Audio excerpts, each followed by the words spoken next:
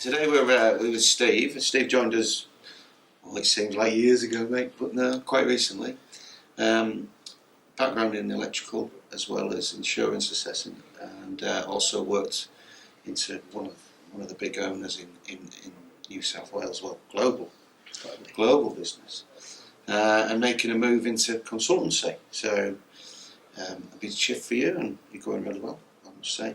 And one of the things that we're getting involved with, and it's a good client of ours, we've done a lot of technical due diligence for, and it seems that, and it's coming to light now because they're buying lots, there's this gap between, we bought it, we've got a nice document, now we've got to run it, and we've got to move quick.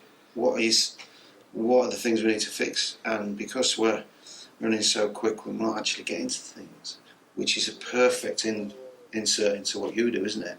So when you were coming into this business, do you think you were going to do them kinds of work, that kind of work? And if you like, off the back of the TDD, what can we do?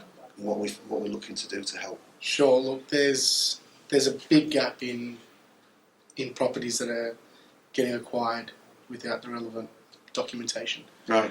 Compliance, fire, down to an occupational certificate. So what we're finding is properties are being bought without these documents and vendors selling without it. Yeah. And taking the risk. Taking the risk. Yeah. Obviously, with the difficulties in getting OCs, post-construction, some are 5, some are 20, some are 30 years old. Right. So there's never ever been an ASsetWize. Yeah. Right. And I guess councils have not picked this up. Okay. So it's not been followed through. It's fallen through a gap. Right. And what we've found is some of our clients have actually come to us with a question, and we've been able to I guess, engage the right contractors and consultants. Right. To bridge that gap. And that's because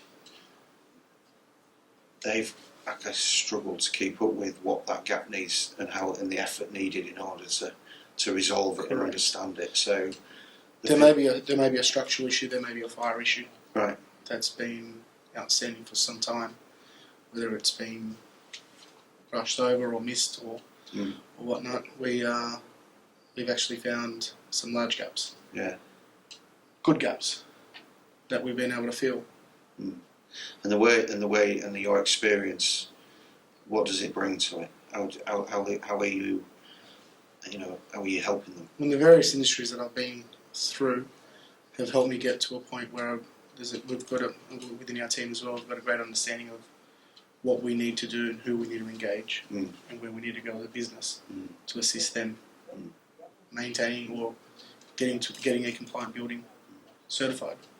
So in my mind, it's taking away that, if you like, that responsibility or that project management bit, if you like, and helping them get where they need to go as quickly as possible, and managing that program with the client and the consultants. Yeah. So it's great, because what that also does is it helps us I guess, understand the strategy of the asset. And hopefully there's some stuff that comes through there if there's a need for a development to come or whatever. It might be that we wrap that up.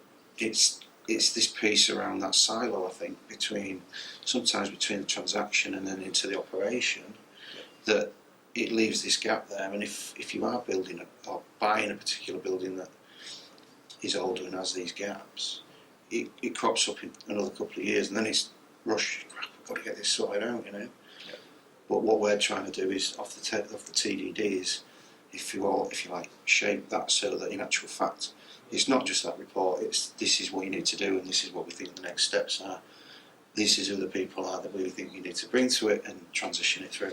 Correct. I think one of the biggest changes is with the new legislation that came in mid last year, with competent fire safety practitioners having to sign off the relevant disciplines. Yep.